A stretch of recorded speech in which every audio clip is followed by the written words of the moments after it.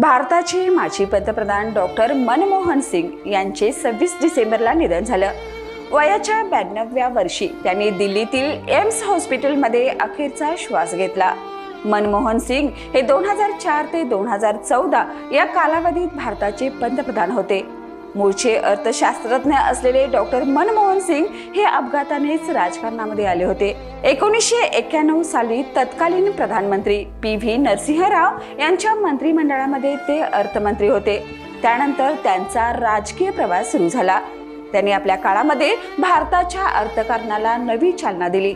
अशा या अर्थतज्ञांचं कोल्हापूरशी एक वेगळं नातं निर्माण झालं। कोल्हापूरशी जोडलेली त्यांची एक खास आठवण आज अनेकांच्या स्मरणात नसेल। नेमकी ती आठवण काय आहे हे जाणून घेऊयात या व्हिडिओच्या माध्यमातून। नमस्कार, मी सुरेखा आणि आपण पाहतात तारा न्यूज। तर डॉक्टर मनमोहन सिंग हे 1994 साली PV नरसिंह राव यांच्या सरकारमध्ये भारताचे अर्थमंत्री म्हणून कार्यरत होते। याच कालावधीत 25 नोव्हेंबर 1994 रोजी कोल्हापुरातील शिवाजी विद्यापीठाचा 31वा दीक्षांत समारंभ आयोजित करण्यात आला होता। या दीक्षांत समारंभाला प्रमुख उपस्थिती डॉक्टर मनमोहन सिंग यांची होती। त्यांच्याबरोबर तत्कालीन राज्यपाल PC अलेक्झांडर हे शिवाजी विद्यापीठाच्या दीक्षांत समारंभाला उपस्थित होते। यावेळी केलेल्या भाषणामध्ये डॉक्टर मनमोहन सिंग यांनी शिवाजी विद्यापीठाच्या वाटचालीचं विशेष कौतुक केलं होतं।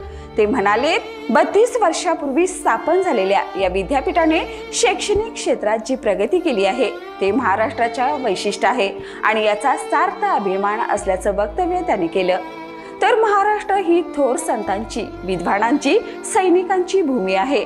त्यामुळे आजचा महाराष्ट्र एक आहे, यात नवल नसल्याचं ते म्हणाले होते। यावेळी त्यांनी पदवी आणि पदविका मिळवलेल्या विद्यार्थ्यांचं विशेष कौतुक करत त्यांना देशाच्या जडणघडणीमध्ये महत्त्वाचं योगदान देण्याचं आवाहन केलं। त्याचबरोबर देशाच्या नव्या आर्थिक क्रांतीचं महत्त्वही शिवाजी विद्यापीठातील विद्यार्थ्यांना पटवून दिलं होतं।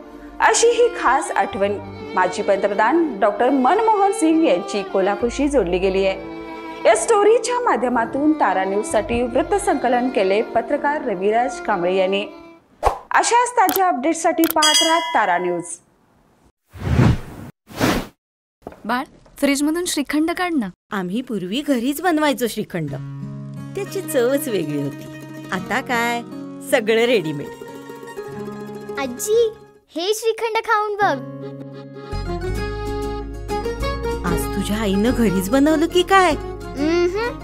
हे आहे गोकुळचं श्रीखंड। अगदी जिभेवर रेंगाळणार। जिभेवरच नाही तर मनावरही रेंगाळणार। गोकुळ श्रीखंड, मनावर रेंगाळणार।